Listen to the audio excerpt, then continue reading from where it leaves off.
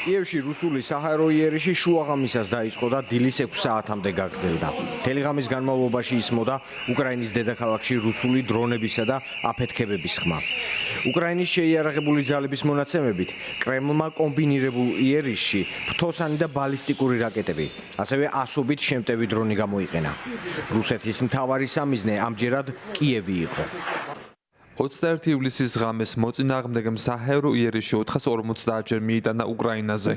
მათ გამოიყენეს შაჰიდის ტიპის 426 დრონი, 5 აერობალისტიკური რაკეტა, კინჟალი, 18 ფრთოსანი რაკეტა და 1 ბალისტიკური ისკანდერ M.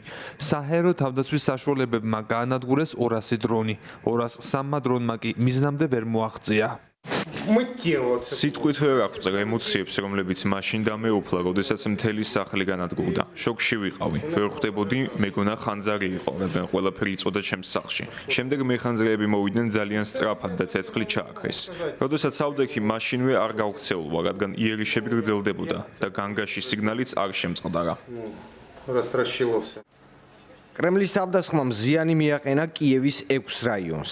ყველაზე ძლიერი დარტყმა დარნიცკის რეგიონში იყო, სადაც ცეცხლი მოედო საბავშვო ბაღს, სუპერმარკეტსა და საწყობებს.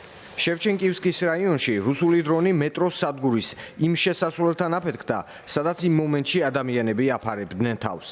ოფიციალური ინფორმაციით 1 ადამიანი დაიღუპა და 7 დაშავდა. მათ შორის ბავშვი, რომელსაც მრავლობითი დაზიანებები აქვს. აქ, შევჩენკივსკის რაიონში, საცხოვრებელი კორპუსის პირველი სართული დაიბომბა, რის შედეგადაც გაჩნდა ხანძარი, რომელიც გავრცა და მეორე და მესამე სართულებზე. ხანძრის საერთო ფართობი 150 კვადრატული მეტრი იყო. სამწუხაროდ, ამ ადგილას 1 ადამიანი დაშავდა, 1 ადამიანი კი მეხანძრეებმა გადაარჩინეს. ამ დროისთვის ხანძარი ლოკალიზებულია. მაშველები მუშაობენ, რომ ხალხი რაც შეიძლება სწრაფად შევიდეს ბინებში. დნიპროვსკის რაიონში 500 კვადრატულ მეტრზე იწვოდა კომერციული ფართები. ამ დროისათვის ცეცხლი უკვე ჩამქრალია. დარნიცკის რაიონში მაშველები ნანგრევებისგან ასუფთავებენ ტერიტორიას. იქ ხანძარი გაუჩნდა ავტოფარეხებს. ხანძარი იყო საბავშვო ბაღის ტერიტორიაზეც.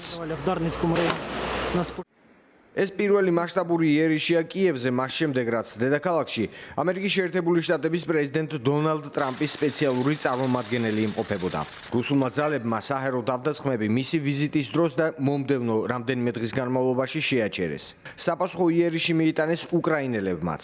რუსეთის თავდაცვის სამინისტრო ადასტურებს ამ ინფორმაციას. კრემლის მტკიცებით, ერთ დღეში მათ რუსეთის ტერიტორიაზე, მათ შორის მოსკოვის ოლქში 74 უკრაინული დრონი ჩამოაგდეს.